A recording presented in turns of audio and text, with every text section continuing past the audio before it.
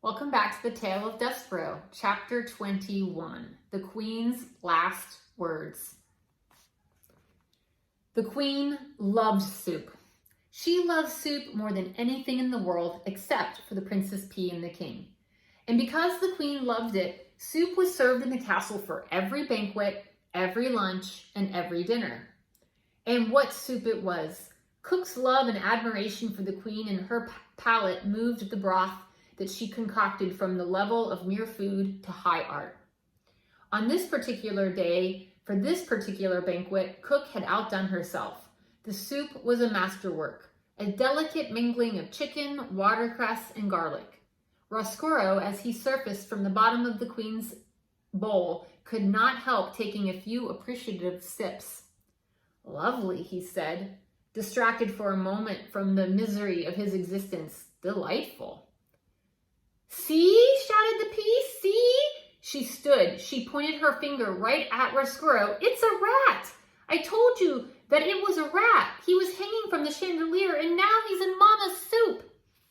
The musicians stopped playing their guitars. The jugglers stopped juggling. The noble people stopped eating. The Queen looked at Roscuro.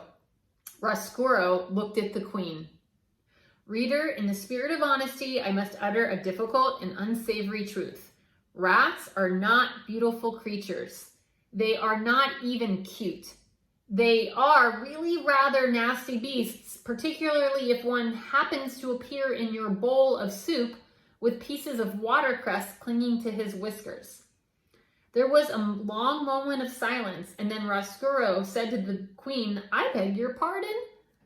In response, the Queen flung her soup in the air and made an incredible noise, a noise that was in no way worthy of a queen, a noise somewhere between the neigh of a horse and the squeal of a pig, a noise that sounded something like, "Neigh!"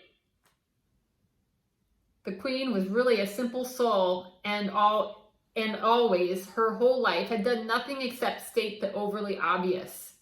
"There's a rat in my soup." She died as she lived.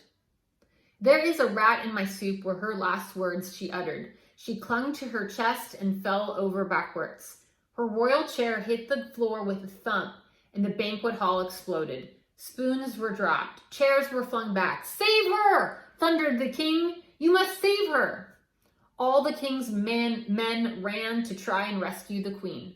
Roscuro climbed out of the bowl of soup. He felt that under the circumstances it would be best if he left.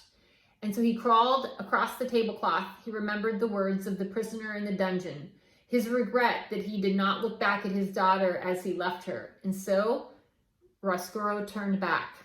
He looked back, and he saw the princess was glaring at him. Her eyes were filled with disgust and anger. "Go back to the dungeon," was the look she gave. "Go back into the darkness where you belong." This look, reader, broke Roscuro's heart. Did you think that rats do not have hearts? Wrong. All living things have a heart, and the heart of any living thing can be broken. If the rat had not looked over his shoulder, perhaps his heart would not have broken, and it is possible then that I would not have a story to tell. But reader, he did look. So the Queen had a heart attack because of the rat falling in the soup. This is an awful turn of events.